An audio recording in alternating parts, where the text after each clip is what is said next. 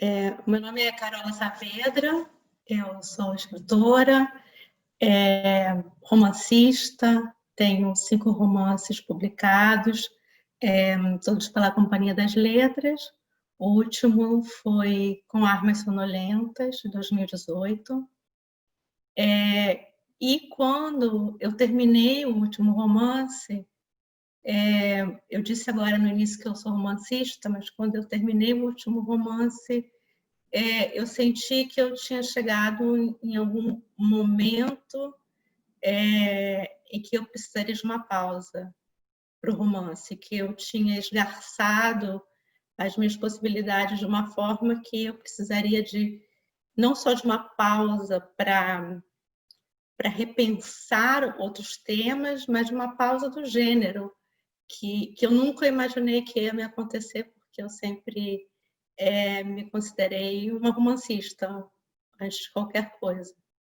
Mas, chegando nesse ponto, depois desse livro, eu comecei a me interessar também por experimentar e para ir para outros gêneros, para outras possibilidades de escrita. Então, desse movimento de busca, surgiu o livro que eu vou apresentar hoje, quer dizer que é um projeto já bastante adiantado de um livro de poemas. E eu nunca pensei que eu ia enveredar pelo caminho da poesia, mas eu acho que a surpresa foi o de melhor que veio. E eu já vinha trabalhando nele antes do início da pandemia, eu já vinha com esse trabalho, já pensando essa outra linguagem, que é uma forma de pensar completamente diferente do romance, quando veio a pandemia. E quando veio a pandemia, mais do que nunca, e eu estava escrevendo 2 livros, eu estava escrevendo esse livro de poemas e estava escrevendo o que seria um romance, que era um romance sobre o fim do mundo. E quando eu estava escrevendo esse romance, o mundo não era um romance ainda, na realidade ele era ainda pequenos trechos, era uma peça de teatro que talvez virasse um romance. E aí o mundo começou a acabar de alguma maneira, pelo menos esse mundo que a gente conhece. E nesse momento, o texto que eu estava escrevendo, que era uma peça de teatro, para ser depois, em algum momento, incorporado no romance, ela ficou sem sentido. E, por outro lado, assim como esse trabalho ficou sem sentido e eu larguei, os poemas que eu vim escrevendo, eles adquiriram, para mim, um sentido muito mais potente do que eu imaginava, porque diante dessa situação tão inusitada e tão assustadora e tão bizarra, e era como se o gênero, o romance, para mim, não desse mais conta. Diante dessa realidade, o gênero onde eu tinha me movido sempre, a prosa, digamos assim, ela deixou de dar conta para mim dessa realidade. E nesse movimento foi claro que a poesia era um espaço possível. E para mim, talvez o único espaço possível na literatura. Então, quando eu me fechei, como todo mundo teve que se fechar, quando eu me fechei é como se fosse tive que me voltar também para mim mesma de uma forma que nunca tinha me acontecido. E esses poemas, então, eles foram vindo cada vez com mais força, quer dizer, eles foram se desenvolvendo com cada vez mais força. Então, eles estão ligados a essa situação e, ao mesmo tempo, não. Então, de certa forma, eles começaram a se tornar uma necessidade. É como se só ali fosse possível para mim dizer alguma coisa na literatura. Então, o título do livro se chama um quarto é muito pouco, e ele faz, claro, referência à medida de um quarto, mas também, claro, um quarto no sentido de um quarto, de uma casa. E o interessante dessa experiência está sendo que se abriu para mim uma porta, uma janela nesse quarto tão inesperada de linguagem, de movimento, de pensamento, que eu mesma falo aqui num lugar de uma surpresa, mas também de uma alegria muito grande, porque eu acredito muito no poder das palavras, na força das palavras, na capacidade que as palavras têm, seja de matar, porque as palavras podem matar, como de curar, como de salvar, e que na literatura o que ela faz, de certa forma, é buscar essas palavras, oferecer essas palavras, inclusive para o próprio autor, e de alguma forma é como se essas palavras possibilitassem um chão para pisar num momento em que não tem chão. Então, eu acho que passa por aí. Eu vou ler algumas partes, eu vou ler porque o livro está dividido em poemas mesmo, mas também em um poema em prosa. Então, quer dizer, ele tem três partes, digamos, e tem uma outra parte que também ele nem chamaria ainda de gênero nenhum. Então, vou abrir. Medida. Um quarto é muito pouco. Um quarto é para poucos. Um quarto do tempo de um instante que nunca termina. Quantas noites cabem num quarto de vida? Um quarto é muito pouco, mas é tudo que há nesta quarta-feira de cinzas.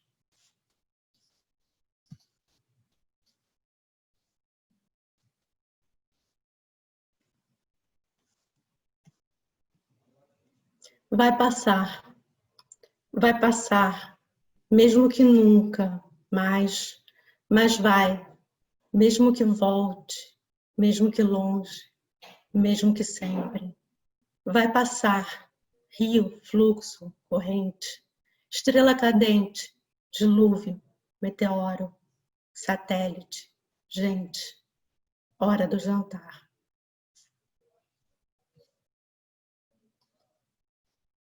E agora são os poemas em prosa. Morreu, disse a voz, disse o corpo, disse a rua, disse a casa, disse a morte. Morreu, disse um morto em passados de uma memória incerta. Morreu, disse a escrita, a imagem, a radiografia, o organograma. Morreu, disse o livro e a leitura. Mas mesmo assim não morre. E morrer reverbera como se morrer fosse apenas uma palavra que se traça no ar, que se fala e pronto, acaba. Morreu, repetiu. Morreu, perguntou. Morreu, esqueceu de se lembrar. Morreu, disse a voz ao telefone, as letras em leão entrando pela escuridão do quarto. Mas vai ficar bem, tudo vai dar certo, tudo tem um sentido, tudo é para o seu bem, marcado, traçado no destino. Não ficou, morreu. Não ficou nada bem, morreu. E a palavra se desfez na garganta. O próximo. Esses poemas não têm título, né? Eu estou bem. E você? Sim, cozinhando, costurando, cuidando do jardim, adubando as plantas do jardim, instalando uma rede no jardim, enfeitando o jardim com pequenas pedras cintilantes. Estou bem, contando histórias para as crianças, brincando com as crianças, brigando com as crianças, pedindo desculpas às crianças, lendo aquele livro que eu nunca li, bebendo chá de jasmim, vinho, a última garrafa de vinho, arrumando a despensa, limpando a casa, colocando a roupa no varal, tirando a roupa do varal, colocando novamente a roupa no varal. Enquanto isso.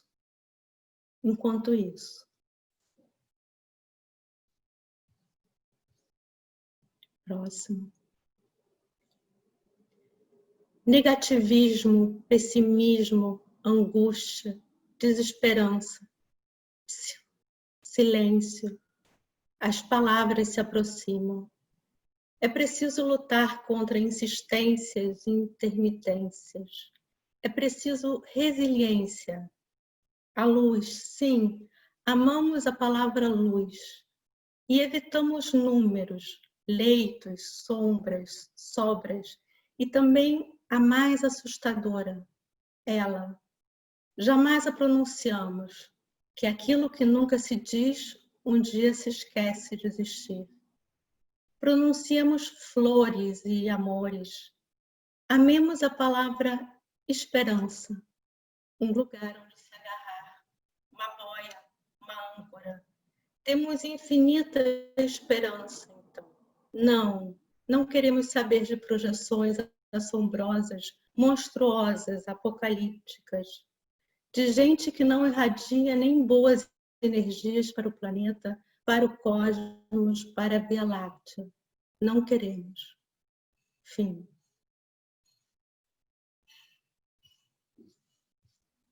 E agora é o último que eu escolhi.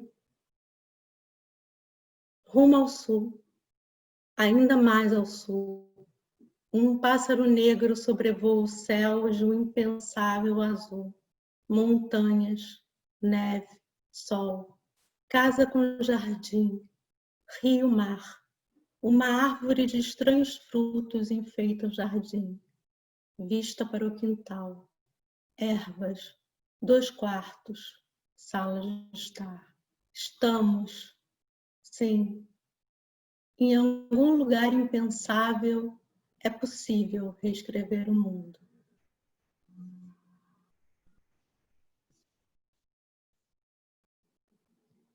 E bom, e para fechar, eu acho que no fundo, voltando a essa ideia inicial de que é muito difícil falar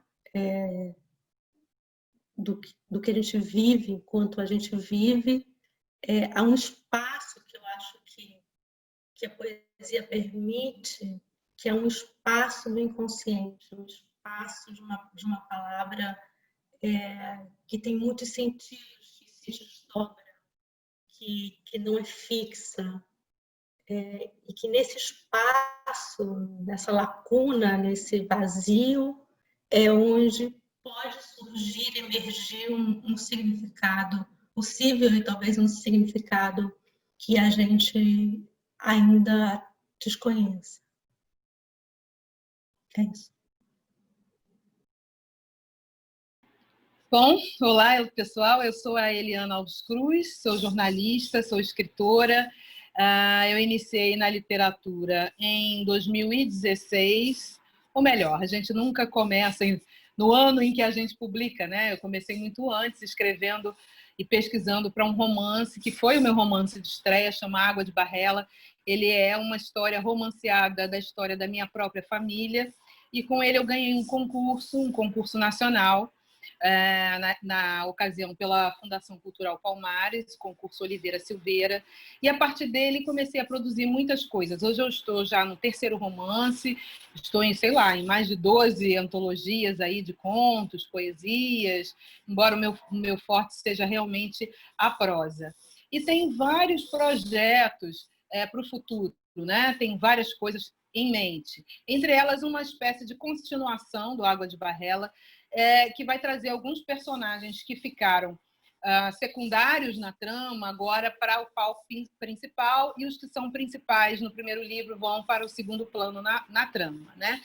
Então, esse livro ainda tem um título provisório, mas ele vai tratar um pouco sobre o início da industrialização no Brasil, que a gente, quando trata desse tema, só fala de imigrantes, europeus e tal, e tinha muitas pessoas, né, egressas daquele mundo da escravidão e que trabalhavam nessas fábricas aí iniciais, e algumas com muita qualidade, aliás, né, e conhecimento. Então, eu fiz isso em cima de um personagem chamado Matheus Cruz. E esse livro vai começar da seguinte forma. Vou ler. A Forja. Naquela segunda-feira, ele parou um instante para admirar a forja.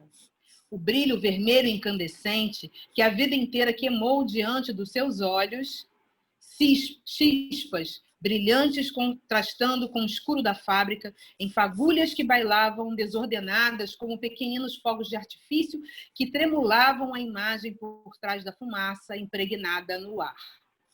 O barulho ritmado do ferro, tem, tem, tem, pulsava junto os batimentos do seu peito. Respirou fundo, tossiu. O fio da lâmina na retina foi perdido e a coluna envergava ligeiramente para frente, obrigando-o a prestar uma reverência involuntária a qualquer objeto, gente ou bicho em seu caminho. A velhice, resmungava, não tem nada de sábia. A velhice, afirmava, humilha. A forja fora o seu berço. Seria capaz de cruzar aquelas chamas sem ao menos se chamuscar. Poderia caminhar sobre as brasas, era um privilegiado, pensava, pois a ele fora dado o dom de brincar com fogo. Sempre fora o rei das labaredas e com elas moldou máquinas maiores que casas e também os pequeninos corações delicados que enfeitavam grades e janelas e sacadas, que se postavam na frente do olhar ou do corpo jovem de mocinhas recatadas.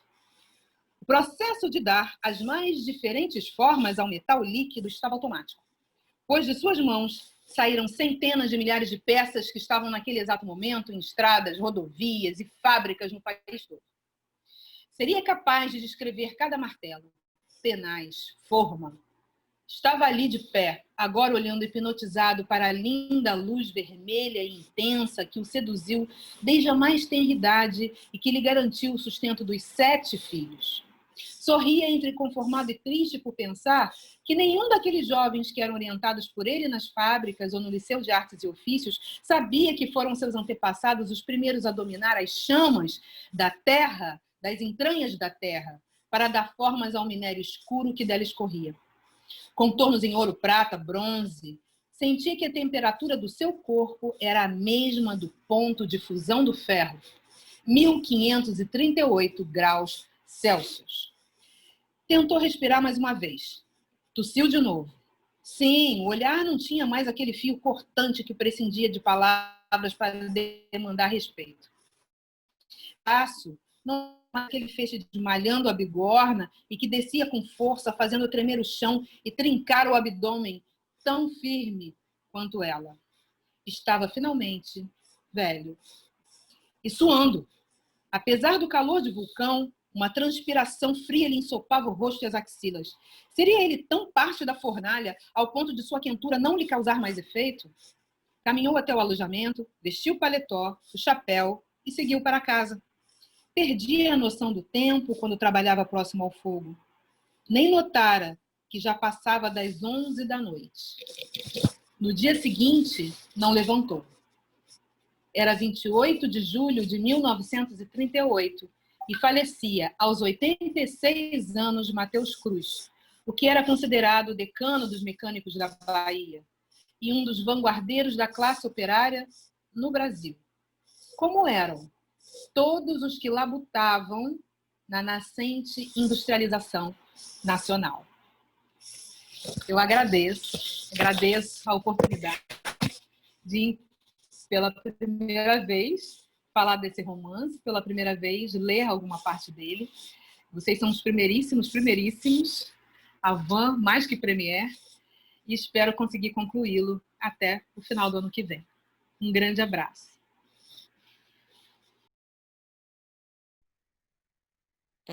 Flora Susequinde. Eu vou comentar um pouco sobre um livro meu que deve sair esse ano, que certamente deve sair esse ano, e que na verdade, é um livro que vem sendo elaborado há muitos anos, que é um projeto já de longuíssima duração. É tão longo que ele, na verdade, já se desdobrou, na verdade, são 3 livros diferentes. Por isso também que me custou um pouco selecionar o que vai entrar nessa primeira leva, né? Ele está sendo, muitos anos atrás, quer dizer, ele foi pensado como uma hipótese de livro que sairia editado por uma amiga que já morreu, a Vivian Wyler, que trabalhava na Roupa, e ela me animou muito e tal, e eu pensei, bom, agora vai, então eu vou juntar esses textos todos sobre o couro, e aí vai. Então, na verdade, quer dizer, é um livro que ele começou como cursos que eu estava dando na Unirio, eu dei alguns cursos que eram centrados no couro.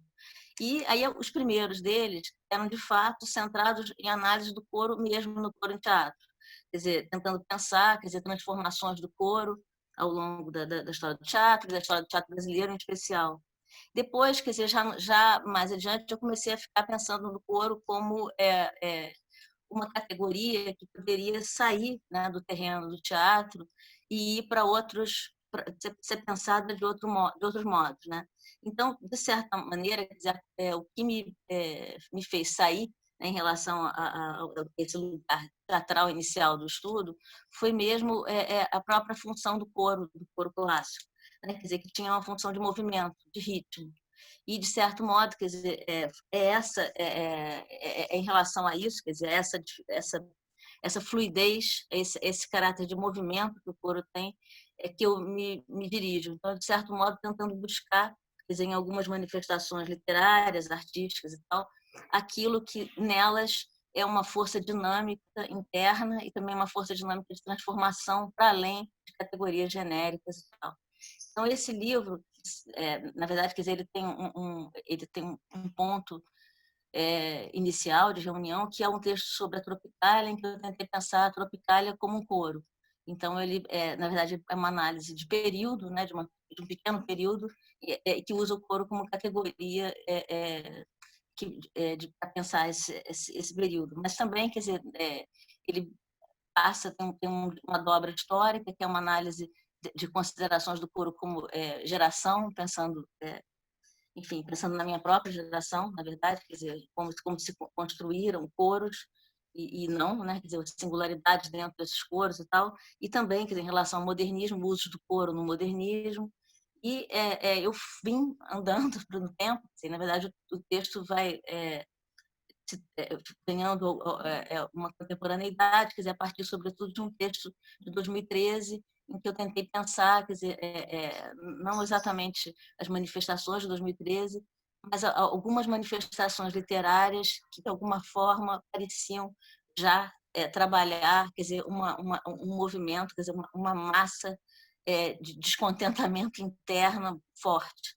E mesmo que essa massa fossem vozes soltas ou que fossem relações com outras artes e tal. Porque a categoria mesmo do coro, para mim, ela é sobretudo, quer dizer, ela não é exatamente polifonia do batim de modo algum, quer dizer, ela é uma tensão interna, muitas vezes de materiais, de meios, de modos de pensar, ritmos e tal. Então, quer dizer, a partir desse texto de 2013, chamado Coros Dissonantes, quer dizer, eu acabei realizando uma série de estudos que vão andando no tempo e caminhando até hoje, quer dizer, tentando pensar onde que se vê essa dinâmica que foge a uma classificação clara e que, de alguma forma, aponta para algum tipo de dinâmica interna de transformação. Então, é um pouco isso. Eu vou ler um pedacinho de um texto que esse não é um texto que é inédito, que é um texto que enfim, na verdade eu apresentei num workshop no ano passado em Praga, foi bacana e tal, eram poucas pessoas assim tal que tinham lido também alguns textos que eu tinha sugerido. Então, esse é o começo desse texto. O texto se chama Gramáticas Autocríticas das Classes Médias, observações sobre o método ficcional de André Santana, Verônica Stiger e Vilma Areias. Então, eu vou ler um pedacinho do começo. Em O Suicídio das Classes Médias, texto incluído em Os Anos 10, publicado em 2014 pela poeta francesa Nathalie Quintane, ela faz uma breve investigação sobre as classes médias, às quais dedicaria ainda 2 anos depois um livro em forma de questão que se chama O que fazer das classes médias. É uma indagação que parece se impor igualmente com urgência semelhante quando se pensa, tendo em vista o contexto brasileiro atual, na manifesta de solidarização social e no caráter crescentemente antidemocrático desses segmentos, o que se evidenciaria não apenas no resultado das eleições majoritárias de 2018, mas também na intensa adesão de parcela significativa das nossas classes médias a políticas de restrição da liberdade de expressão e dos direitos civis e trabalhistas, e a uma expansiva militarização do espaço público e dos centros de decisão política no país. O ensaio mais antigo de Quintane já se encerrava, no entanto, sugerindo que, para que se pudesse enfrentar a questão de fato decisiva ligada à atuação das classes médias, a questão social, talvez fosse o caso, a título de higiene pessoal, sublinhava a poeta, de se operar de alguma forma uma purgação categorial, o que significaria deixar provisoriamente de lado as pesquisas exclusivamente classificatórias e os indicadores pontuais sobre rendimentos, escolaridade, estrutura ocupacional, valores, bens, moradia, modos de vida, por meio dos quais se costumam delimitar as classes médias. E se deveria optar, em vez disso, por um movimento autorreflexivo, o resultado, enfiando-se 2 dedos na goela, seria uma boa purgação, não apenas categorial, mas escatologicamente literal, algo como um autovômito. O fundamental, a seu ver, nesses esforços de categorização, seria desdobrarmos a atenção, em geral focada em dados quantitativos, no sentido daquilo que se acha colado a nossas próprias entranhas, enquanto membros também das classes médias, em direção aos valores e hierarquias, aos temores de desqualificação social e desprestígio cultural, que deveriam ser visualizados de dentro, pois são constitutivos de nossa sensibilidade e estão entranhados nas nossas ações mais cotidianas. Nesse sentido, Nathalie Quintane sugere, ao pensar sobre as classes médias, que cumpriria vomitar-nos, antes de qualquer outra coisa, a nós mesmos.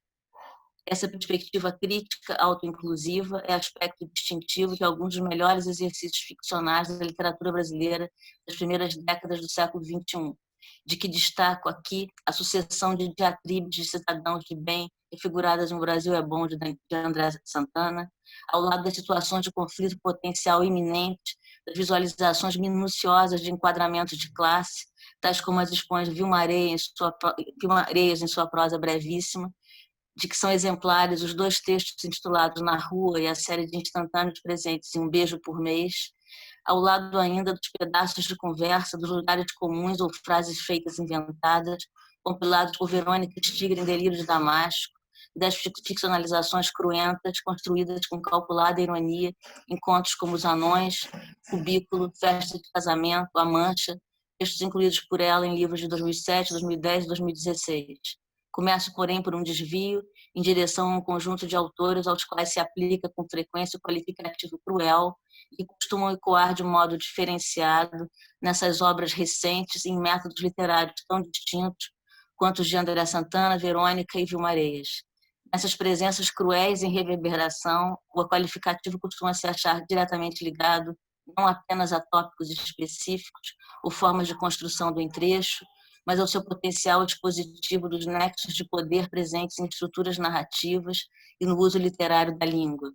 E, ao mesmo tempo, nesse processo, reveladoras também de formas éticas e culturais frequentemente inexplícitas, tácitas, de legitimação de desigualdades sociais, raciais e de autorreconhecimento das classes médias.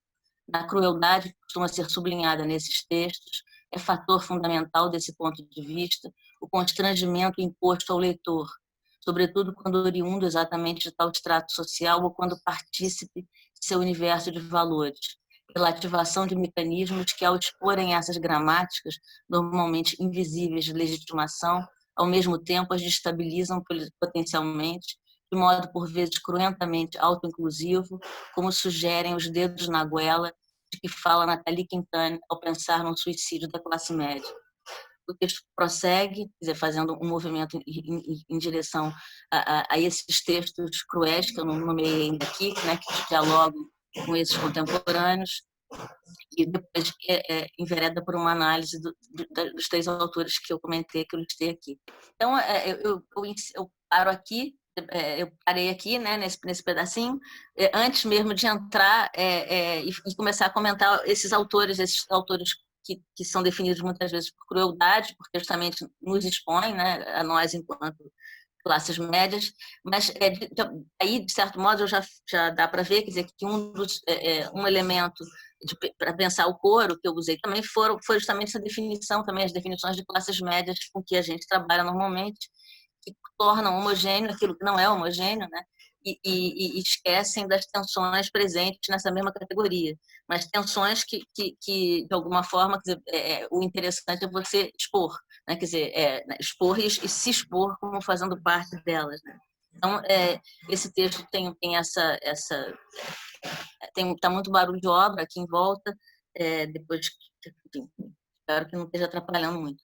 Mas esse é um dos textos, então, de alguma forma, o livro vai percorrendo vários modos de eu tentar pensar o coro e ir reclassificando, repensando o coro, e voltando para ele.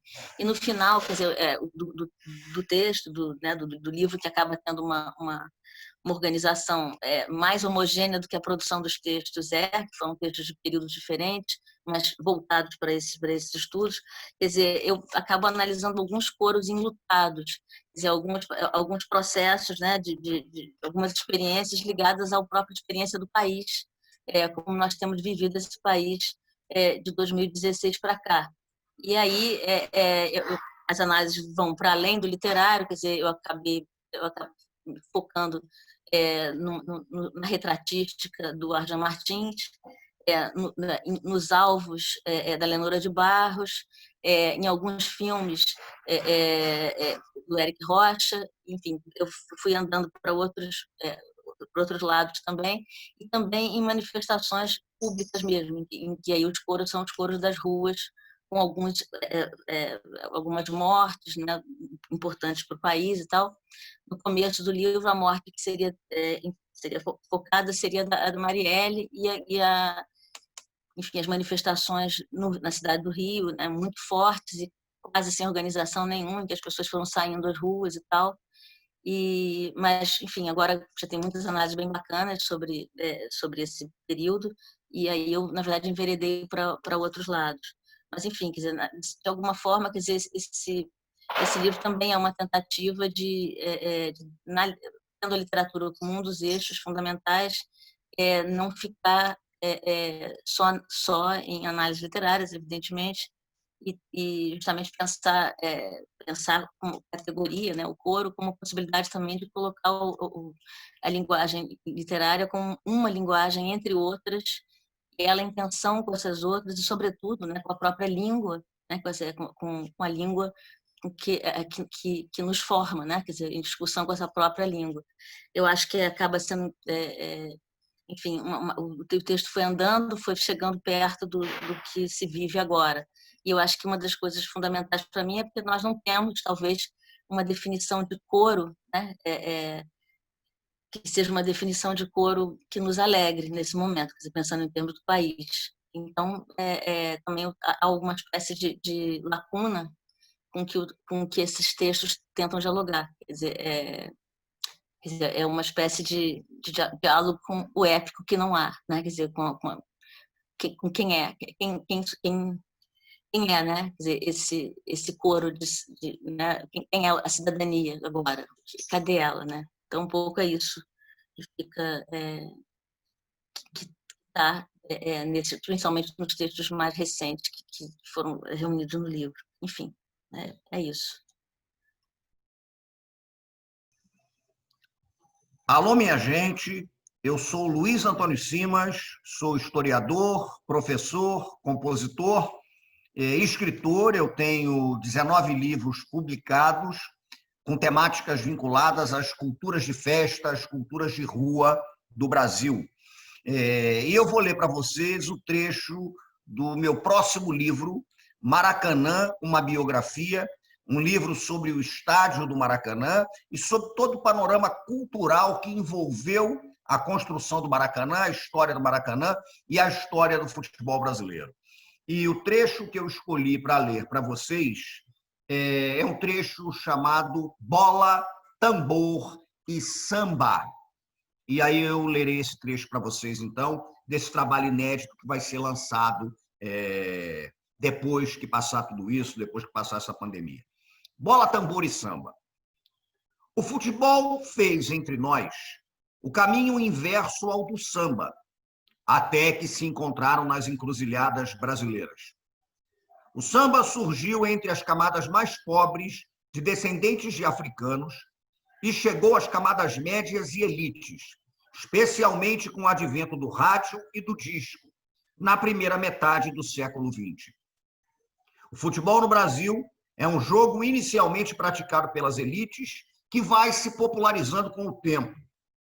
Os diversos mitos de origem do futebol entre nós, a consagrada versão do esporte introduzido por Charles Miller, o jogo difundido em Bangu, na zona oeste do Rio de Janeiro, a difusão do esporte pela região da Bacia Platina, o jogo trazido pelo alemão Hans Noblin, a brincadeira praticada nos colégios de padres de São Paulo, concordam sobre o caráter predominantemente elitista do esporte na virada do século XIX para o século XX. Trazido da Inglaterra, introduzido como lazer de jovens das camadas dominantes e nas fábricas por trabalhadores ingleses, foi se popularizando, reencantado pelos subalternizados, ganhando múltiplas dimensões e significados.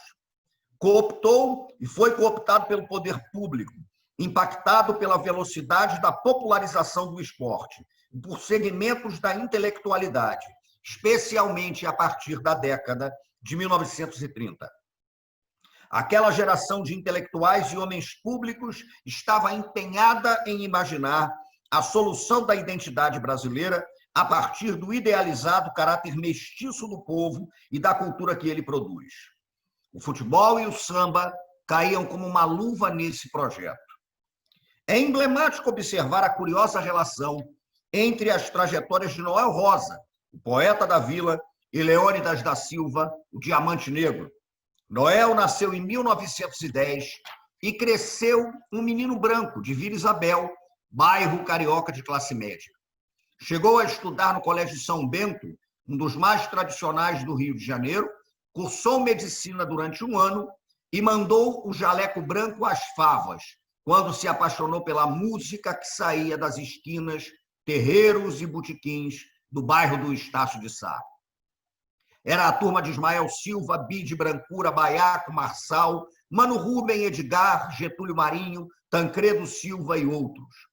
Leônidas, nascido em 1913, foi um menino negro de São Cristóvão, bairro chique nos tempos do Império, que perdeu prestígio com a proclamação da República.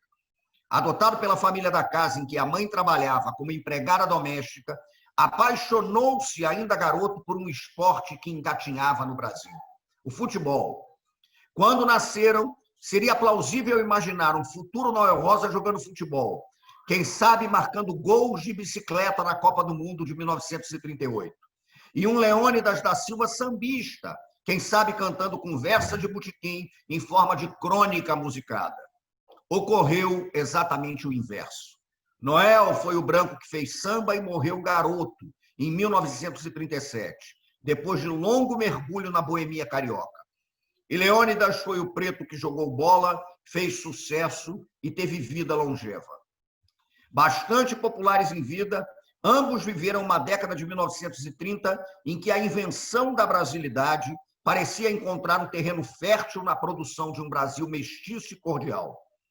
Esse Brasil imaginado seria capaz de resolver, no campo da cultura, os dilemas de uma formação histórica marcada pela violência do colonialismo, expressa na escravidão, na dizimação dos índios, na manutenção de privilégios de uma minoria e na concentração da propriedade. O fato é que o futebol se espalhou entre nós com notável rapidez e se impôs como um poderoso elemento catalisador das paixões brasileiras.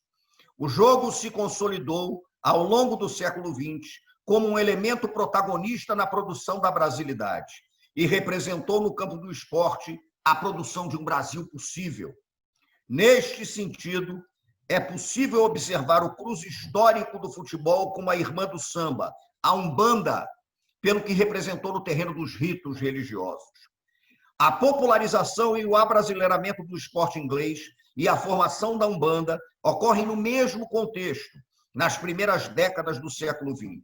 É irresistível sugerir que o futebol e a Umbanda se encontram na encruzilhada em que o povo brasileiro, nas frestas de um sistema excludente, se apropriou do jogo britânico e do kardecismo francês para construir seus modos próprios de jogar bola e conversar com os mortos. A versão mais famosa para a criação da Umbanda do Rio de Janeiro, uma espécie de mito de origem, remete-se ao dia em que, no distrito de Neves, em São Gonçalo, o jovem Zélio Fernandino de Moraes sofreu uma paralisia inexplicável. Depois de certo tempo sem andar, Zélio teria se levantado e anunciado a própria cura. No dia seguinte, saiu andando como se nada tivesse acontecido. A mãe de Zélio tomou um baita susto e levou o filho a uma rezadeira conhecida na região, chamada Dona Cândida, que incorporava o espírito do preto velho tio Antônio. A entidade baixou em Dona Cândida e disse que Zélio era médium e deveria trabalhar com a caridade. No dia 15 de novembro de 1908, por sugestão de um amigo do pai, Zélio foi levado à Federação Espírita de Niterói, difusora do kardecismo no Brasil. Chegando lá, o rapaz e o pai sentaram-se à mesa. Subvertendo as normas do culto kardecista, Zélio levantou-se subitamente e disse que ali faltava uma flor, deixando a turma do Centro Espírita sem reação. Foi até o jardim, apanhou uma rosa branca e colocou-a com um copo d'água no centro da mesa de trabalho. Ainda segundo a versão mais famosa para o acontecido, Zélio incorporou um espírito que batia no peito e dava flechadas imaginárias. Simultaneamente, diversos médiuns presentes receberam caboclos, índios e pretos velhos. Instaurou-se na visão dos membros da Federação Espírita um furdúncio inadmissível. Advertido pelos dirigentes da federação, o espírito incorporado em Zélio perguntou qual era a razão para que os kardecistas evitassem a presença dos pretos e caboclos do Brasil, se nem sequer se dignavam a ouvir as suas mensagens. Um membro da federação argumentou com o espírito que pretos velhos, índios e caboclos eram culturalmente atrasados e não podiam ser espíritos de luz. Ainda perguntou o nome da entidade. O espírito encarnado em Zélio respondeu que daria início a um culto em que os pretos, índios e caboclos do Brasil poderiam difundir as suas mensagens e cumprir missões espirituais. Disse ainda que era o caboclo das 7 encruzilhadas, aquele capaz de percorrer todos os caminhos. À época, a anunciação repercutiu mais nos meios espíritas. Aos poucos, a Umbanda foi crescendo e se consolidando. Na década de 1930, era uma força no Rio de Janeiro que não parava de crescer, cruzada a diversos ritos de ancestralidade que formariam o Omolocô, o culto afro-ameríndio codificado por Tancredo da Silva Pinto, o Tata Tancredo, Bamba do Estácio de Sá e Pai de Santo. Em 1965, 47 anos depois de o Caboclo das 7 Encruzilhadas baixar para subverter uma sessão espírita de mesa, ocorreu o evento Macumba no Quarto Centenário, uma gira de Umbanda que fazia parte da programação oficial da comemoração dos 400 anos da cidade do Rio de Janeiro. A gira, aberta com o discurso do governador Carlos Lacerda, aconteceu no meio do gramado do Maracanã. No mito da Anunciação, o Caboclo das 7 Encruzilhadas estava insatisfeito porque o centro espírita não permitia a chegada dos espíritos de índios, caboclos e pretos velhos, preferindo apenas dar passagem aos espíritos já vistos como desenvolvidos ou em processo de desenvolvimento e doutrinação. Na religião que o Caboclo das 7 Encruzilhadas anunciou, os espíritos daqueles que formaram o Brasil aos trancos e barrancos seriam bem chegados para dar passes, consultas, curar, dançar. O futebol brasileiro popularizado está para o futebol inglês como certa umbanda para o kardecismo e o cristianismo institucionalizado. Futebol praticado aqui começa a ser visto como um jogo inglês, subvertido, reinventado, encantado pelos modos brasileiros de se jogar bola. O gramado e o terreiro em que só dançavam na gira do jogo os jovens das elites e os trabalhadores europeus residentes no Brasil começam também a ser ocupados pelos descendentes de escravizados e de índios, pelos subalternizados no violento processo de formação do país e por quem mais resolvesse baixar na gira. Quando o Brasil ganhou a Copa do Mundo de 1958, o rei da Suécia cumprimentou todos os jogadores brasileiros. Dentre eles, Pelé, um descendente de bantus escravizados, e Mané Garrincha, um índio funiô.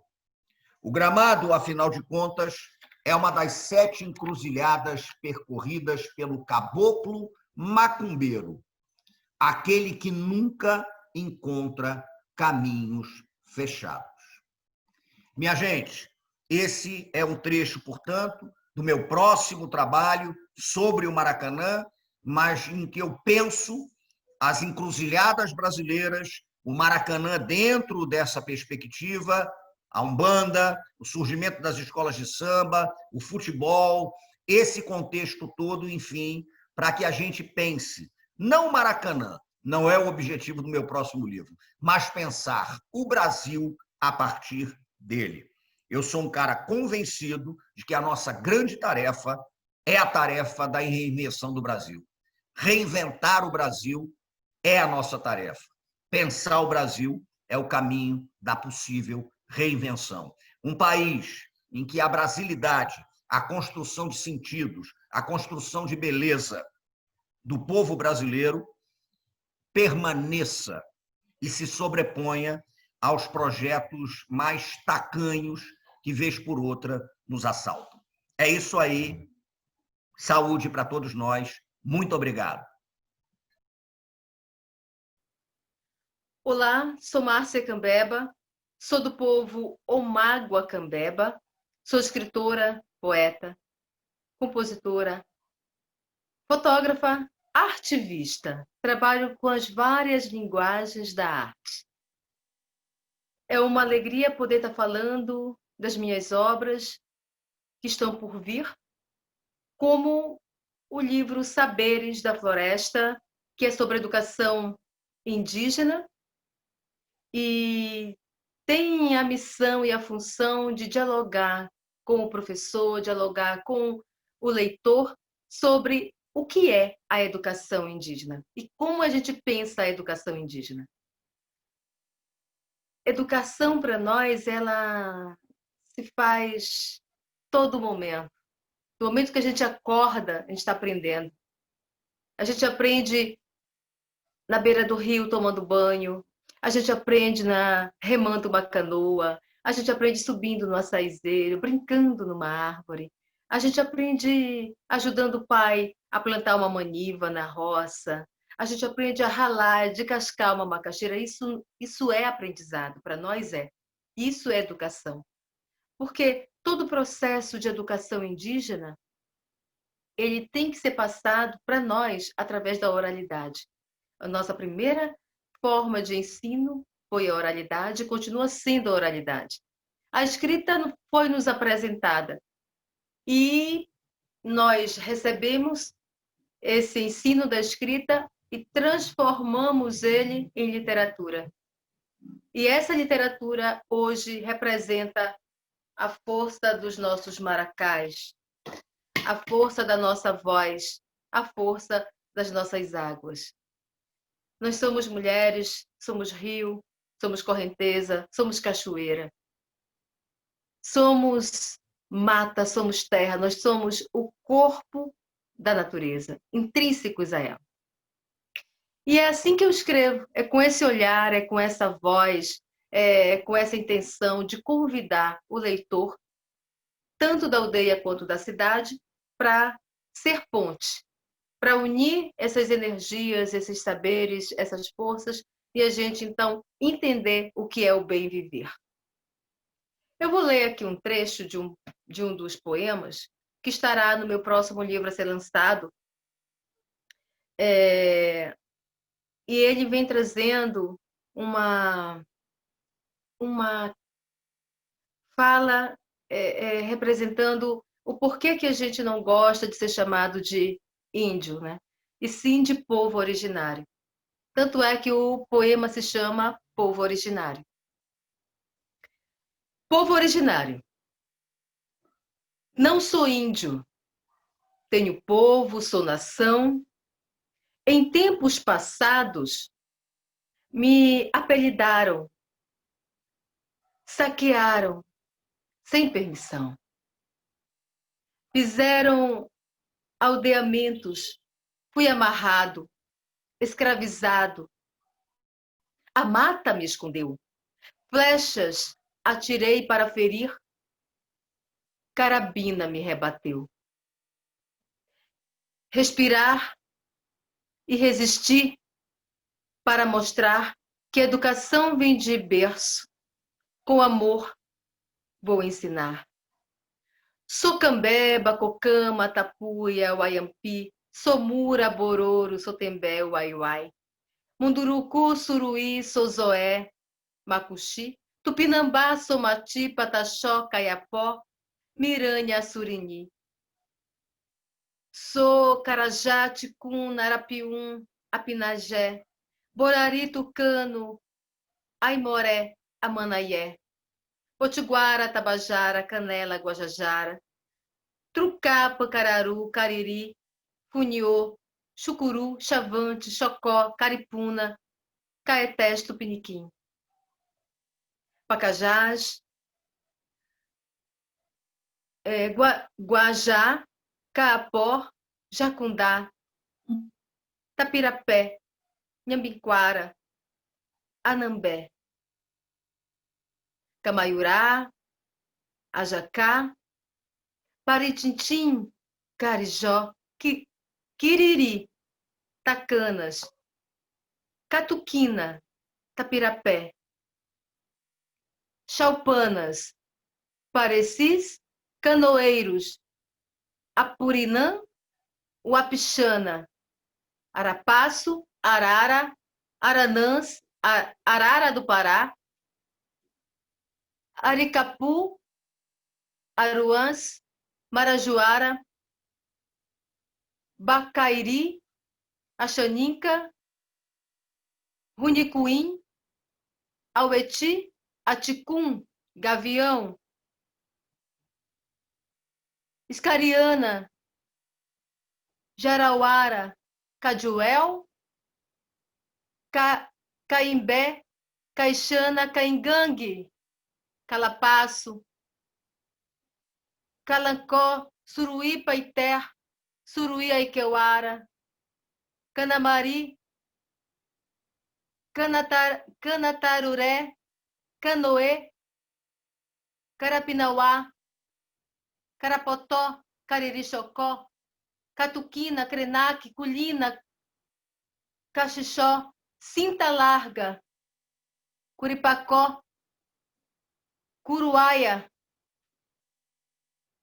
Paracanã, Mura, Suiá, Sateré, Maué, Xerel, Itoto, Cocama, Chipaia, Choclém, Chavante, Iujá, e por aí vai. São muitos os povos indígenas, e, claro, no texto eu desço mais povos, e digo, sou daqui e estou aí. Onde moro se chama aldeia. Tribo não se diz por aqui. Minha casa se chama Uca, território meu lar. Sou a terra beijando o verde, sou azul colorindo o mar. Aprendo com o dia a dia a ter respeito por meu sagrado chão. Minha sala de aula é alegria, minha merenda é fruta-pão. Com chá de capim-santo, vejo a hora pelo sol, sem pressa de aprender, porque o amanhã é continuação. Escrevo na terra molhada, na areia para a água levar, mensagem ao boto rosa, recadinho para Yara guardar. Falar a língua materna, terna é a mãe que ensinou. A força de ser paciência, resistência em mim tem valor. Quero escrever um novo tempo com a tinta que vem da união, pensar universos e pontes, sem guerra, preconceito, discriminação. Sou povo originário da cor da terra, valente de guerra. Só quero paz no coração. Gratidão. O Povo do Medo é um outro poema que eu trago para essa reflexão nesse livro, que a gente está lançando ainda esse ano. E ano que vem a gente lança mais um livro que se chama Comissa Genó. É um livro também de poemas. Na verdade, são contos que eu estruturo em rimas poéticas. E dei uma roteirizada nesses textos para que o professor, ao ter contato com esse livro Comissa Genó, As Encantarias da Floresta, que vai ser lançado ano que vem nos Estados Unidos pela editora Underline Pubit, possa, se quiser, né, dramatizar com seus alunos, fazer pequenos teatros, já ir colocando a criança em contato com essa arte teatral, que é muito importante para a compreensão dos textos, a compreensão do que a história quer contar, né? Eu cresci numa escola no Alto Solimões, chamado Monsenhor Evangelista de Cefalônia, em São Paulo de Olivença, onde eu me criei depois que eu saí da aldeia Ticuna, Belém de Solimões. Quando eu fui estudar na Escola do Branco, né, nessa escola aí, a professora me apresentou teatro. E, a partir daí, a poesia. E daí a música. E hoje eu sou quem sou, porque eu tive pessoas que me colocaram nessa estrada, nesse caminho, me apresentaram a arte. A arte que salva, a arte que educa, a arte que constrói, a arte que faz pontes. Então, eu vou ler mais um poema desse livro, chamado Saberes da Floresta, e aí eu quero partilhar com vocês um pouco do que a gente vai trazer no Comissa Genó, que é só sobre as encantarias. Matinta, Curupira, Mapinguari, Boto, Iara, onde as crianças vão poder dramatizar esses textos, caso o professor queira, ou os teatros vão poder usar em algumas peças com crianças. Povo do Medo. Antes do descobrimento do Brasil, não havia grades nem cercado. Cada povo convivia com o vizinho, pele pintada, corpos nus, dias bons para viver. Do barro à panela, chá de pau de canela, açúcar a cana dava, o mais que queria da terra brotava. Estamos no século XXI, aldeias amedrontadas, e o toque de recolher? Novamente o invasor dita regras, nos diz o que fazer. O cacique foi assassinado, o guardião da natureza foi derrubado. Seus direitos violados, quem irá nos defender? A luta é por território. Proteção à biodiversidade, mas é difícil andar na cidade sem temer a brutalidade. Somos entraves para o capitalismo, mas não se pode ficar no comodismo e continua o grito por resistência, mas a maldade não para. Não guardo segredo e minha voz dispara. Mataram mais um Guajajara. Onde foi? No Maranhão. Lutava por seu pedaço de chão. De que foi? Foi a bala da ambição. Então, esse aqui é um poema que traz essa realidade da luta dos povos indígenas, de como a gente luta todo dia para resistir às guerras, à bala, à dizimação. Então, a gente tem esses enfrentamentos todo dia. E a gente não é morto e violentado só pela bala. Não, a gente é violentado e morto cada vez que tentam tirar de nós os nossos direitos. Agora eu vou mostrar para vocês eu chamo de poema, mas poema-conto, né? Porque, na verdade, ele é um conto estruturado em poema, que está no Comissa Genó, A Poética das Encantarias. Vai ser lançado nos Estados Unidos esse livro ano que vem. Eu vou falar que eu sou apaixonada por Matinta, gente. Sou assim, Matinta Curupira. Desde criança eu escuto essas narrativas e não é folclore para mim. De fato, a Matinta existe, as Matintas existem, e não tem sexo, né? Matinta pode ser homem, pode ser mulher, independente de sexo, não tem recorte de gênero para ser Matinta. E aqui eu vou colocar são textos criados por mim, mas com base nas minhas vivências, tá? Eu ouvi o assovio da Matinta uma vez na aldeia e a partir daí deu medo, mas também deu paixão. Como virar Matinta? Matinta é ser humano, mulher comum do lugar. Anda de dia pela roça, varre a casa, cuida do lar. Tem marido e filhos, lava roupa, rala macaxeira, assa o peixe no moquim e é alegre, é rezadeira. Com bom humor, faz sempre o bem. Já fez muito parto difícil com a ajuda dos encantados. Sua casa é cheia de meninos, todos eles seus afilhados. Um dia, no caminho da roça, ela viu o céu se abrir. Uma luz tão radiante ofuscou o seu olhar. Esfregou os olhos bem forte, mal conseguia enxergar. Os olhos ardiam feito pimenta, mas foi se acalmando devagar. Caminhou mais um pouco, num tronco foi se sentar, para entender o acontecido. Cega, não podia ficar. Enquanto pensava, ouviu uma voz lhe dizendo: Matinta, você não está cega. Acredite, somos nós. Nós quem?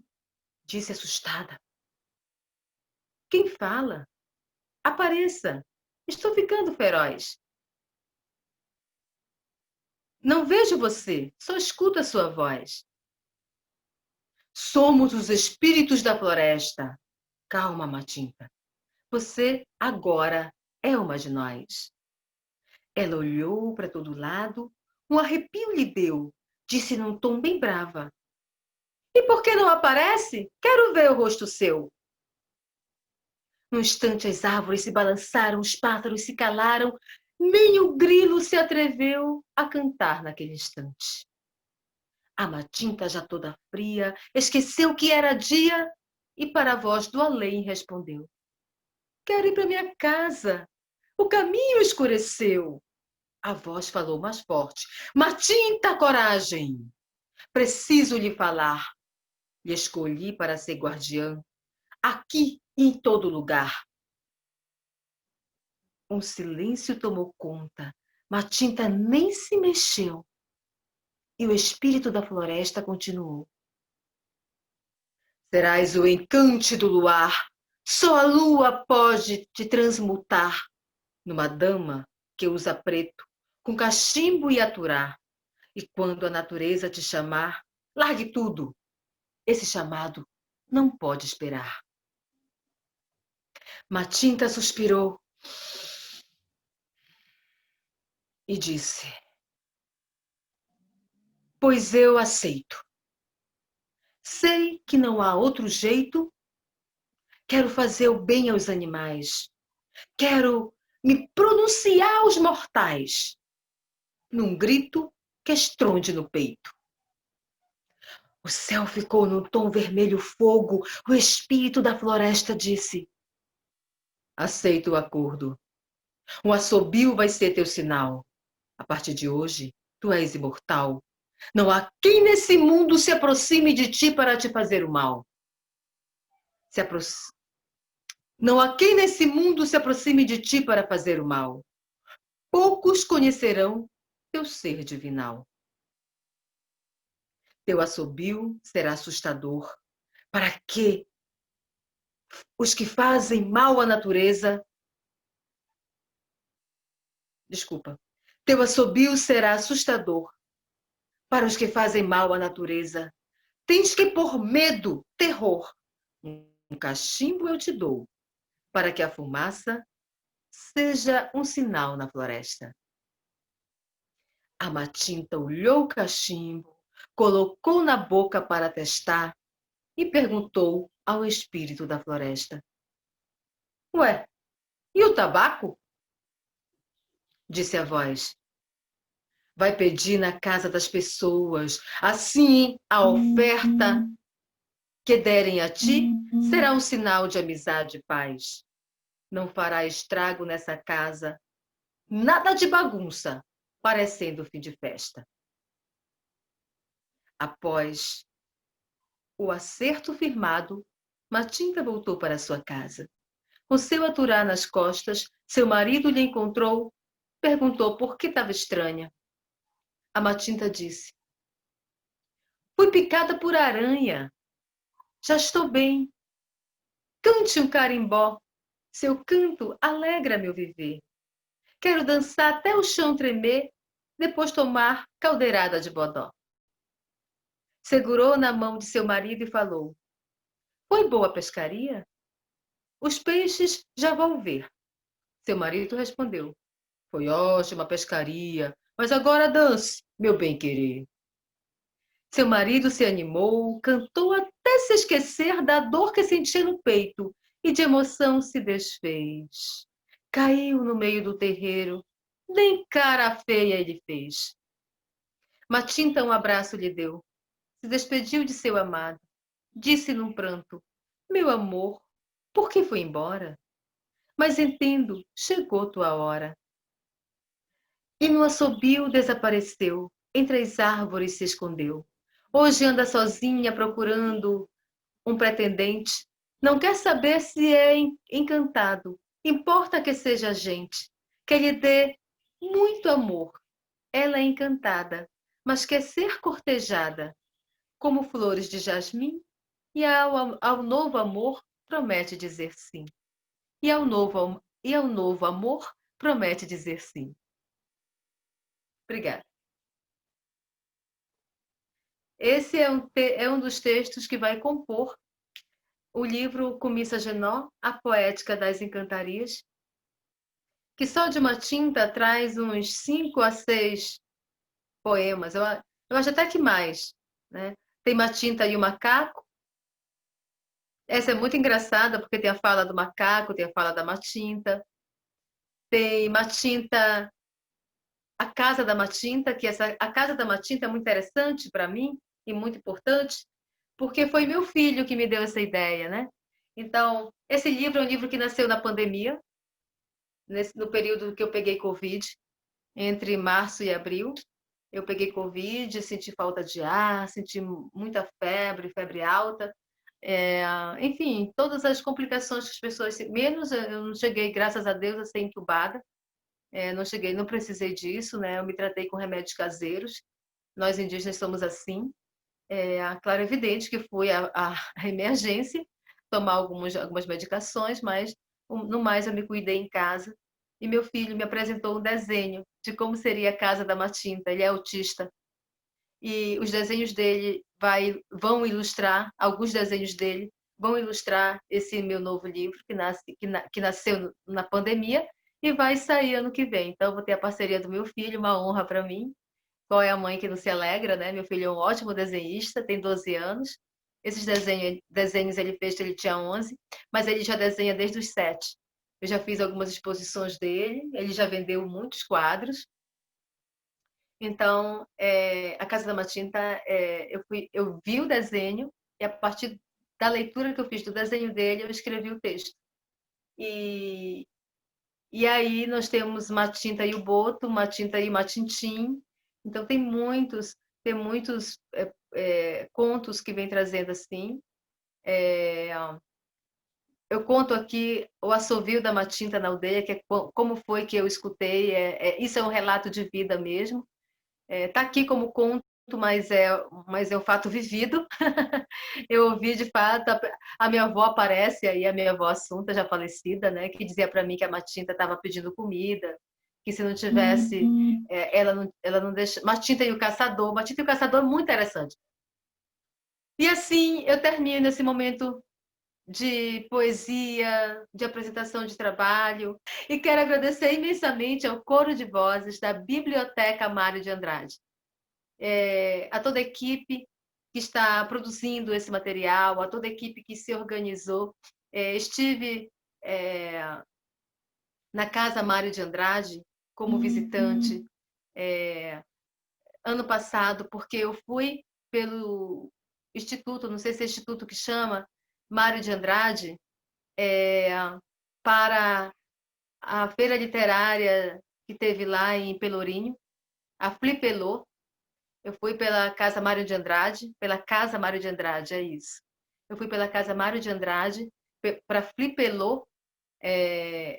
O curador na época era o meu parente Funiô, José Inácio Vieira de Mello, e ele me fez o convite, eu aceitei, foi muito lindo. Gratidão à Casa Mário de Andrade, muito linda também a casa. E é um prazer estar com vocês, agradecer imensamente esse espaço a nós, povos indígenas, de ecoar, porque a literatura ela é um eco que nasce, que sai da aldeia para a cidade, mas também é um eco que nasce na cidade, porque nós estamos na aldeia, estamos na cidade. O lugar dos povos indígenas não é só dentro das aldeias indígenas, mas também é na cidade, porque é um grande território. O Brasil é um grande território e foi habitado pelos povos indígenas. Gratidão imensa, fico feliz e honrada por ter sido convidada para esse belo projeto. Olá, boa tarde. É um prazer imenso estar aqui na Biblioteca Mário de Andrade, onde eu iria estar no mês de junho, lançando esse livro que teve um lançamento suspenso por conta da Covid, e eu saí de um escritor que ia se lançar ao mundo com a sua obra para um escritor recolhido, exilado dentro da sua casa, em meio aos seus livros, ou seja, no exílio de Babel, aguardando tempos melhores para retornar, então, com o meu livro. O livro que eu ia lançar, ia fazer um lançamento aí na Biblioteca Mário de Andrade, junto com uma ação no O Escritor na Biblioteca, onde também eu ia dar uma oficina, se chama A Arte de Torrar Café. O livro estava praticamente pronto, eu estava muito feliz, muito embalado com a ideia desse novo livro, porque normalmente eu publico contos e romances. Estou sempre alternando de 2 em 2 anos um romance e um conto. Meu último livro havia sido o romance Dora Sem Véu, que foi um livro muito bem recebido. Eu fiquei muito feliz com o retorno que o romance recebeu e, justamente, no intervalo de 2 anos, eu estava chegando, então, com um livro que não era de contos, não era de crônicas, não era de ensaio, era um livro de narrativas. Narrativas para além do conto, para além da ficção. Quer dizer, narrativas de não ficção. Mas aí ficou suspenso e aconteceu uma coisa muito interessante. Eu comecei a conversar com o meu editor, que é o Marcelo Ferroni, da Alfaguara, que pertence ao grupo Companhia das Letras, e ele disse: você está escrevendo um diário de isolamento? Eu disse: sim, estou publicando na minha página, a página Ronaldo Correia Brito, textos, crônicas, ficção, invenções, narrativas, sobre esse tempo que eu tenho estado prisioneiro. E aí o meu editor disse: bom, a gente remonta o seu livro. O livro que parecia pronto agora, ele pode virar outro. Quando a gente pensar mesmo em lançá-lo na forma impressa, não é? Não quisemos lançá-lo exclusivamente na forma digital, como um e-book, quisemos lançá-lo juntamente com a forma impressa. Então, nós podemos, quem sabe, acrescentar algumas dessas novas narrativas que já foram testadas, já foram lidas, já foram contestadas. Então, a gente está nessa reconstrução desse livro que continua se chamando A Arte de Torrar Café e que tem até uma apresentação do que é, do que trata. E então, foi pedido que eu lesse bastante aqui e eu vou começar lendo a própria apresentação do livro. Por favor. Sobre a arte de torrar café. Na viagem ao lugar onde nasci, rumino perguntas e recebo uma única resposta. A de que no sertão ainda semeiam palavras, poucas, de preferência, nas pedras. Anoto que o Recife tornou-se parecido com o Iraque e a Síria, bombardeados, se fragmenta como as tabuinhas de Gilgamesh. Encontro a África no Quartier La Goutte d'Or, em Paris, e também as transformações do velho mundo. Em Buenos Aires, na Praça de Maio, imploro que me apontem o sul, o charco escuro e o homem acossado por milicos. Cego de beleza, recordo os versos de Hilke, pois que é o belo, senão o grau terrível que ainda suportamos. Novamente no Recife, me assombro com 3 mulheres negras e velhas bebendo cachaça numa casa em ruínas, no pátio do terço. Espreito, olho, me aproximo. Cheiro, sinto, me transtorno. Sempre de caderno e lápis na mão, muitos cadernos de vários tamanhos para tudo anotar e quase nada perder. Método antigo, encher papéis com palavras e miragens. Importa que os rabiscos virem narrativas. Nunca se sabe o alcance do que vivemos, no que se transformará uma simples frase. E que não se rompa o vínculo com a história, nem se deixe o relato partir, pois, se isso acontecer, seremos projetados para fora do tempo. É preciso não deixar o relato se partir, pois, se isso acontecer, seremos projetados para fora do tempo. Relatar, narrar, narrativas são este livro. Os 55 textos de Arte de Torrar Café não são apenas crônicas ou ensaios, resenhas ou contos curtos, embora pareçam tudo isso. Prefiro chamá-los apenas de narrativas, o que escrevi sem o intuito de fazer ficção.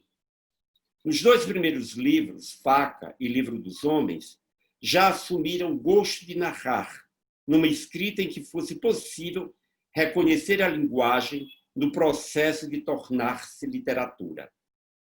Depois do romance Dora Sem Véu, selecionei um pouco do que havia publicado ao longo de 20 anos na revista Continente, na revista Terra Magazine, editada por Bob Fernandes, no jornal O Povo e no meu blog. Precisei da ajuda dos amigos Assis Lima e Cristina Aguiar e da cuidadosa edição de Marcelo Ferroni.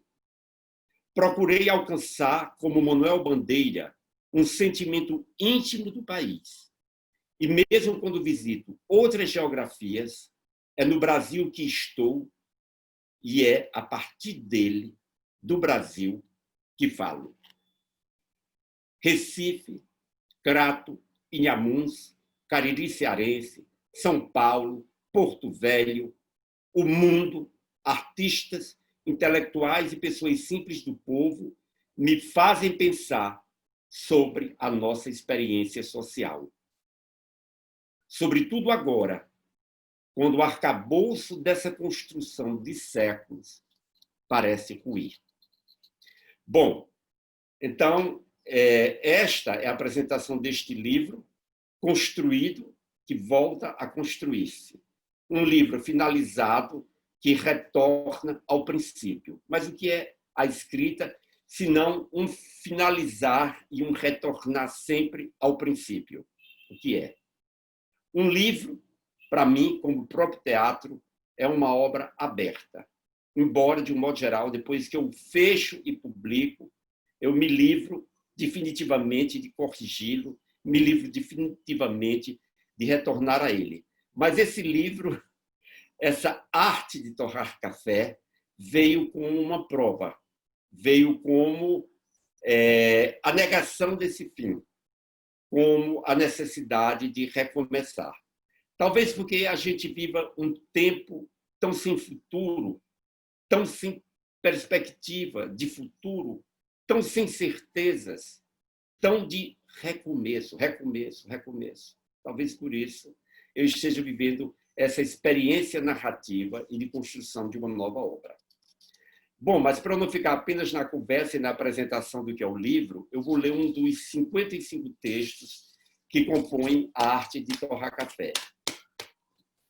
Esse texto eu escrevi na Argentina. Eu fui para um evento literário em Buenos Aires e lá todos os escritores dos vários países que haviam sido convidados eram levados a um lugar de Buenos Aires, ou até mesmo do interior da Argentina, e aí eles criavam uma narrativa a partir da sua vivência.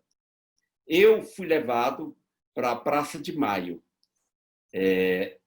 que estava num verdadeiro reboliço de exposições, de instalações, e de pessoas, e de filmagens, e de construção e desconstrução. Depois fui levado ao famoso Café Tortoni, onde Borges costumava frequentar e comer, e lá até tem uma imagem dele, uma espécie de boneco em tamanho natural, que é muito semelhante ao Borges, embora eu não o tenha conhecido, mas eu estou falando a partir das fotografias.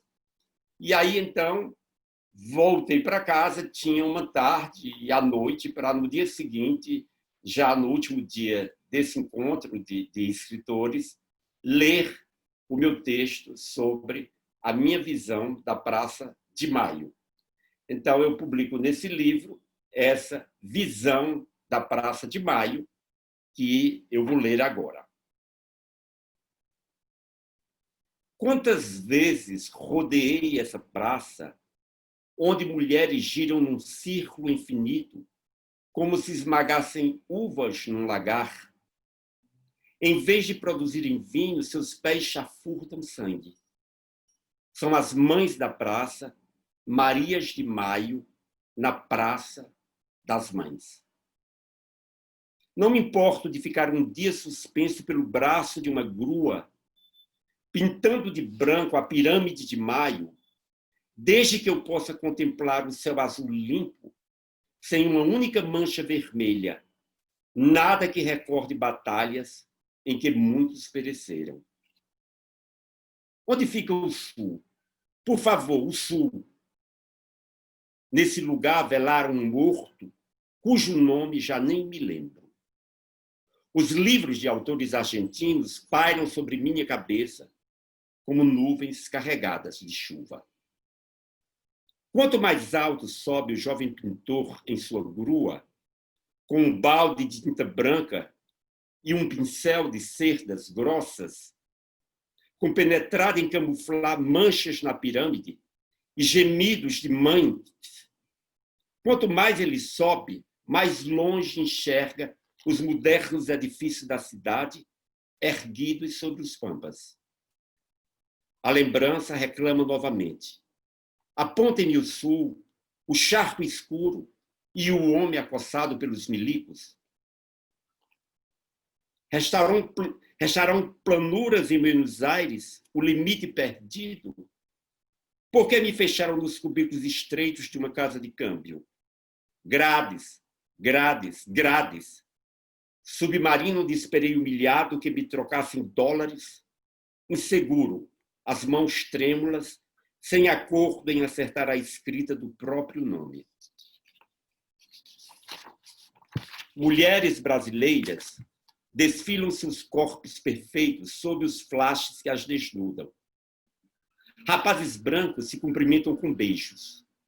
Um homem negro escova a pele com as unhas, despido como um místico jainista, coberto apenas de céu e suor.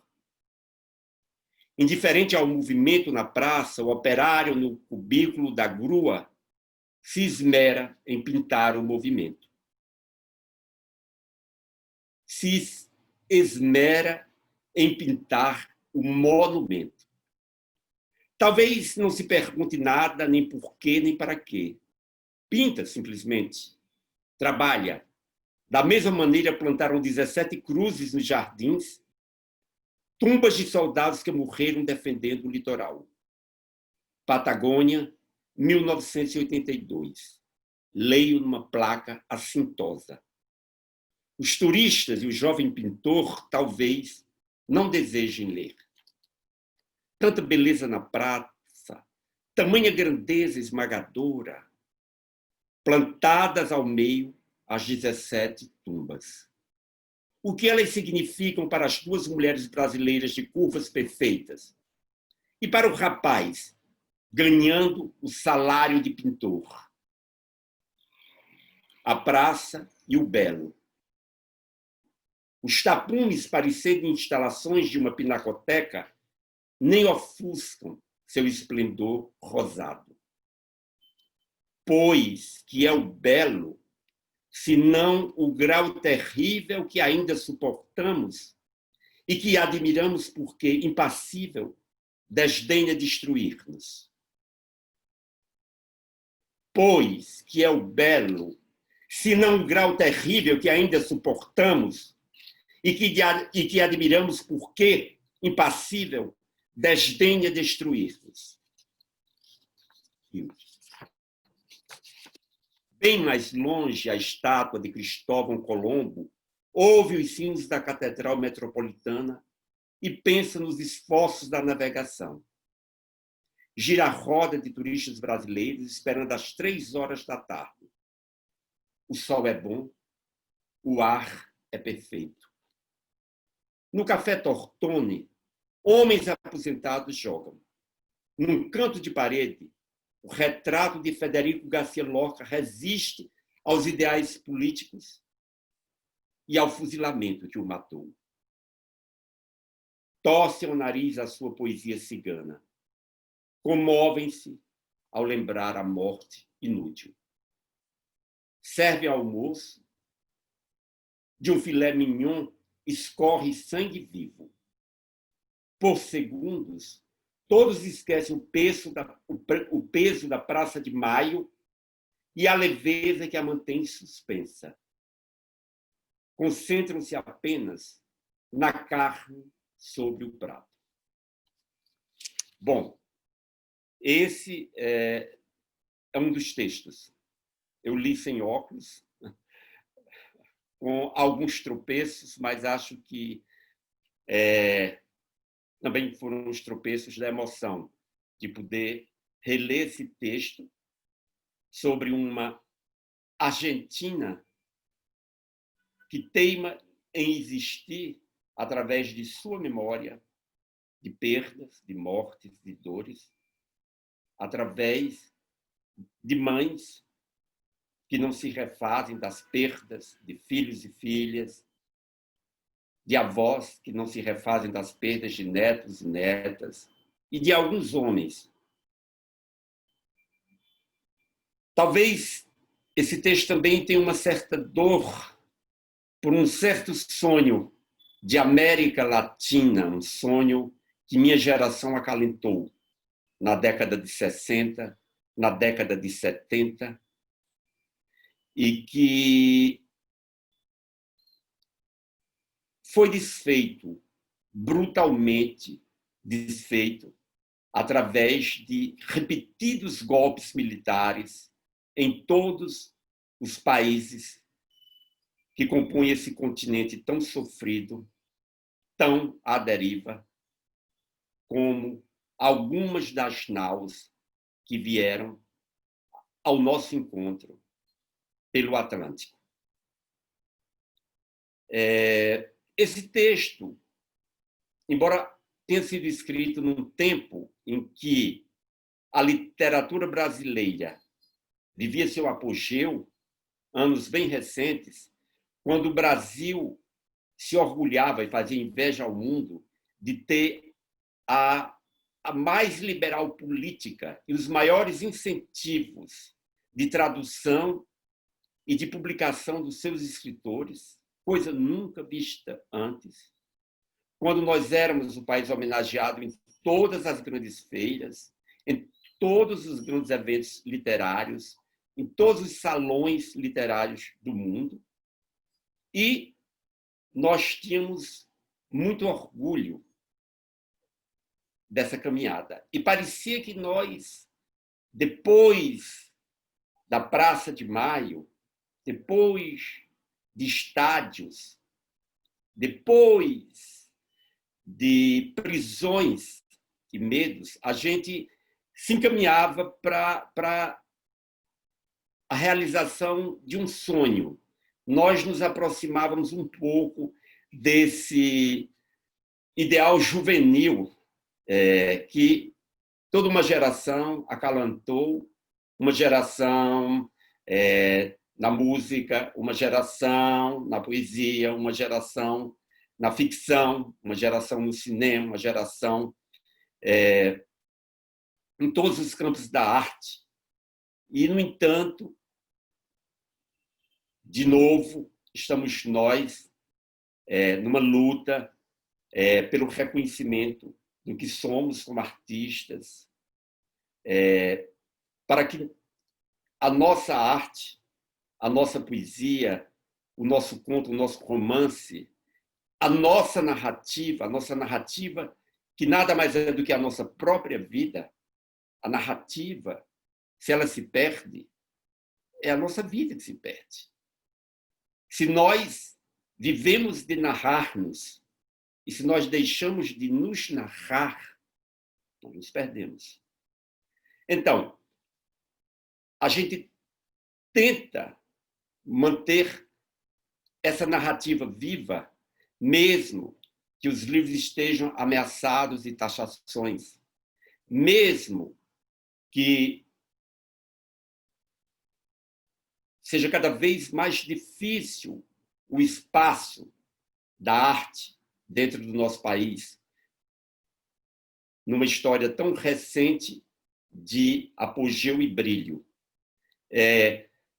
Porque a arte ela tem um lugar próprio, um lugar único.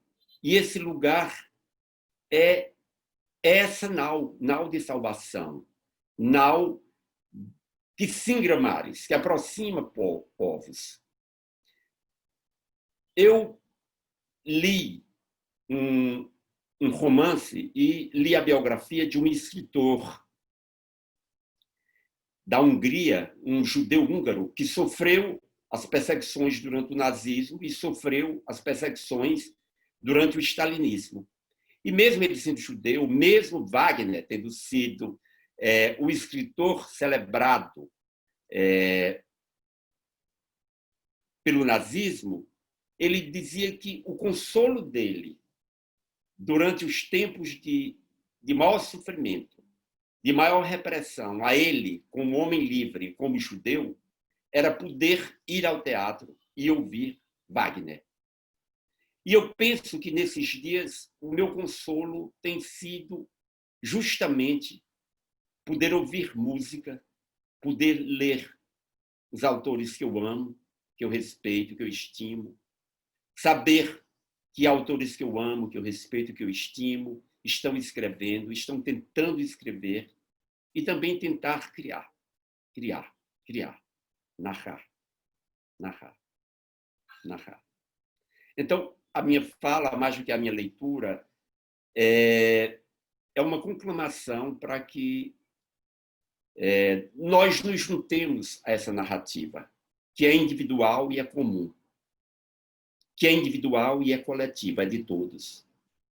E dizer que a maneira de resistir é criar, é narrar.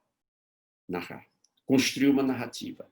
Se essa narrativa deixa de ser costurada, deixa de ser anotada, deixa de ser escrita.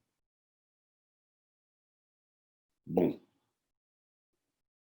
nós findamos. Olá, meu nome é Rui Castro, eu sou um escritor, sou também jornalista, mas eu sou basicamente uma pessoa que trabalha com a palavra. Aliás, eu não faço outra coisa há mais de 60 anos, até mesmo profissionalmente. E faço vários livros, quase todos se passam no Rio de Janeiro do século XX, que é um cenário e uma época que me fascinam, no qual eu mergulho com muita frequência.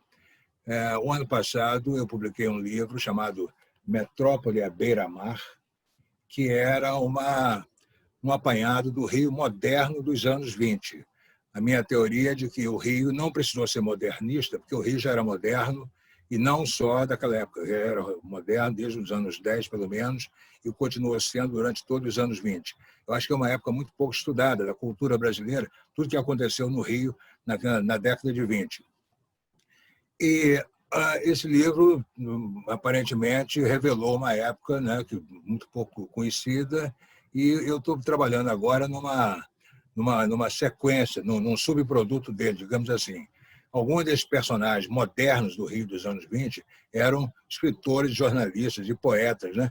Pessoas como Adalgisa Néria, Agripino Grieco, Álvaro Moreira, Benjamin Costalar, Cecília Meirelles, Juca Machado, Ismael Neri, Jaime Ovalle, João do Rio, Lima Barreto, Manuel Bandeira, né, Murilo Mendes, Patrocínio Filho, enfim, o Ronald Carvalho, Theo Filho, ou seja, essa gente toda altamente moderna, né, e avançada, ficou meio que de fora da história, no sentido de que eles contribuíram rigorosamente para a modernidade dos anos 20. Então, eu estou lendo essa turma toda de novo, só que agora em profundidade, para fazer uma antologia de textos deles, né? São frases, são contos, são crônicas, são poemas, são trechos de romances e são ensaios polêmicos. Essa antologia, que vai sair pela Companhia das Letras, vai se chamar, para lembrar o livro original, vai se chamar As Vozes da Metrópole, e é para sair no começo do ano que vem. Eu estou preparando ela já, lendo tudo. Então, eu vou ler para vocês alguns trechos que vão sair no livro, né? Alguns de cada gênero. Então, vou publicar esse grande poema, grande soneto da Gilca Machado, escrito em 1915, para você ver como a modernidade do Rio não começou em 1920, nem em 1922, já vinha de muito antes, né? Esse poema, você vai ver a ousadia total desse poema, né? Sendo que era uma menina de 16 anos que escreveu esse poema. Então, lá vai, Gilca Machado, poema Noturnos. É noite, para no ar uma etérea magia. Nenhuma asa transpõe o espaço ermo e calado. E o tiar da amplidão, a lua do alto fia, véus luminosos para o universal noivado.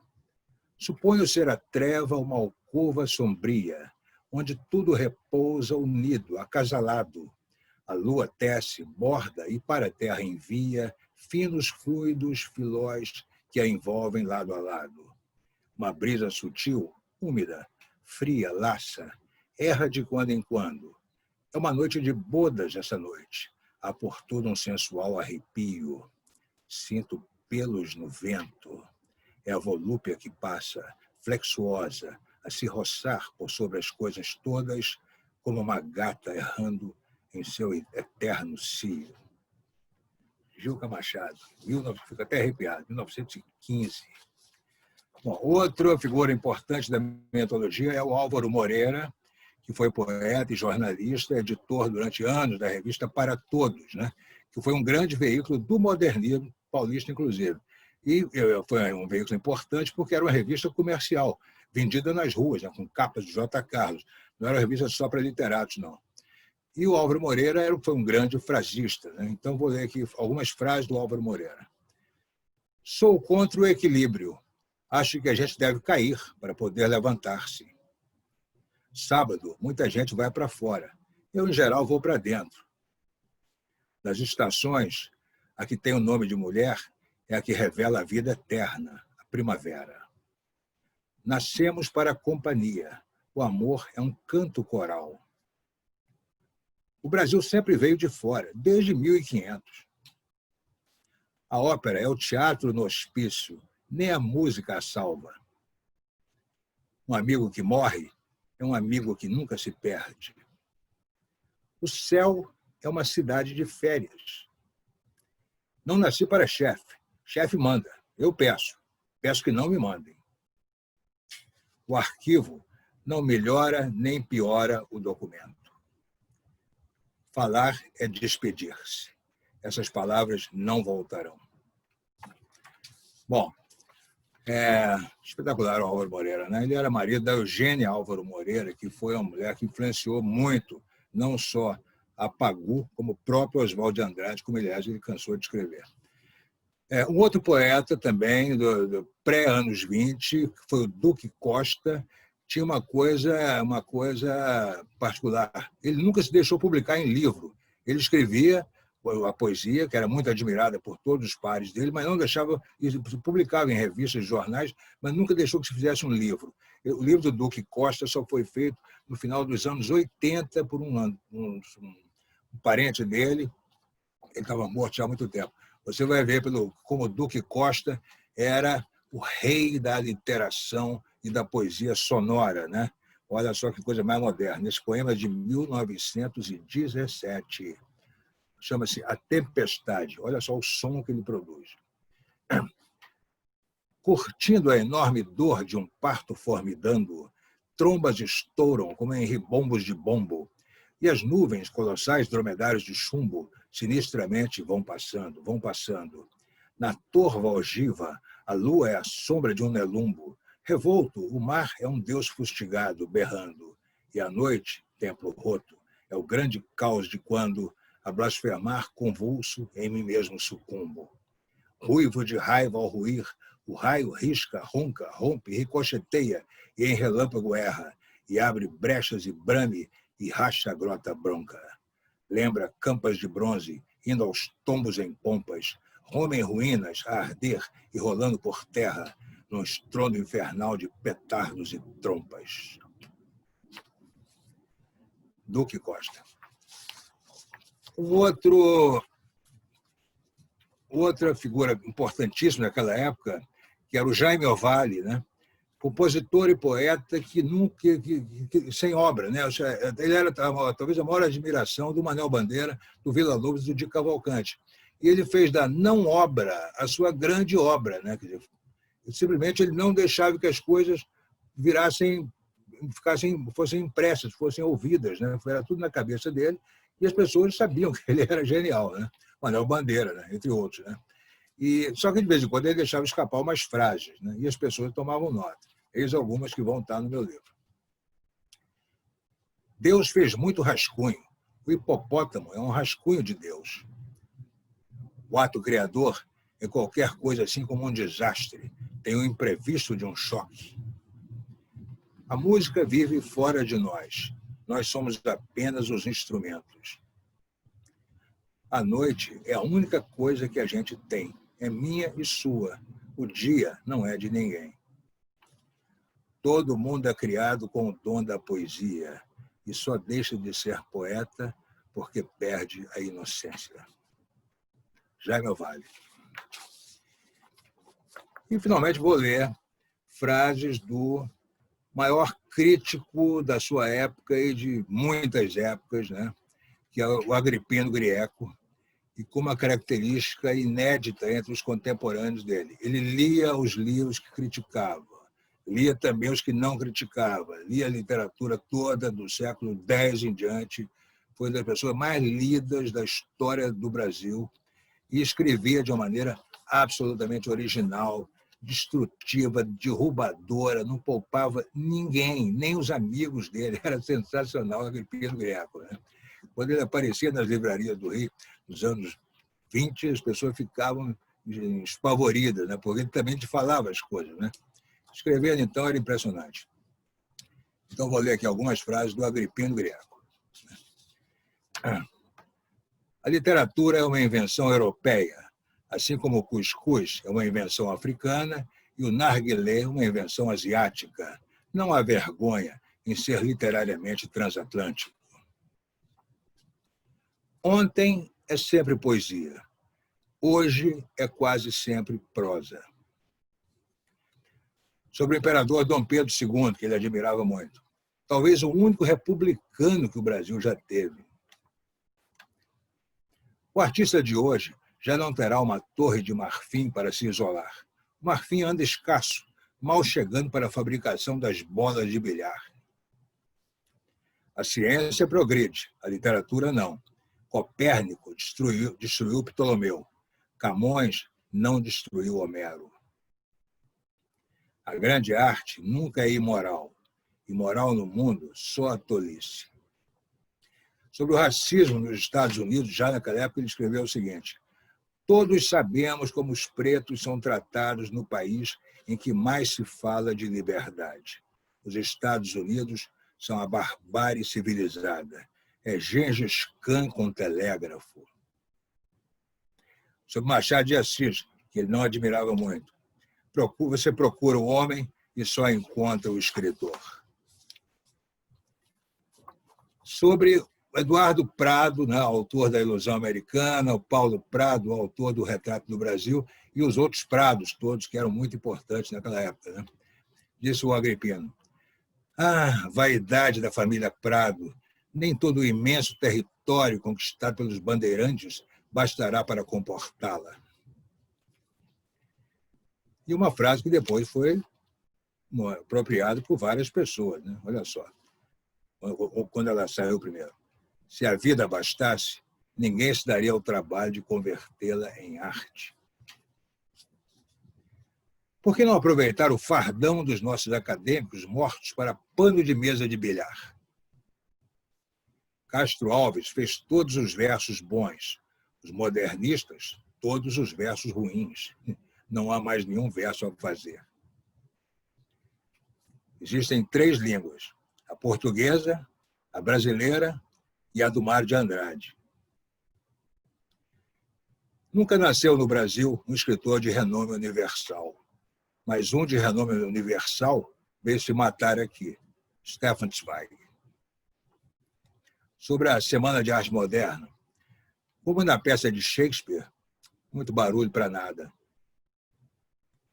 Sobre os salões aristocráticos, onde se reuniam os modernistas da antropofagia, ele dizia, é uma tábua de antropófagos com talheres e fogão a gás. Outra, a burrice é contagiosa, o talento não. Nunca me arrependi de ter atacado ninguém, só de ter elogiado. Mário de Andrade declarou: se escrevo é porque amo os homens. E amava mesmo.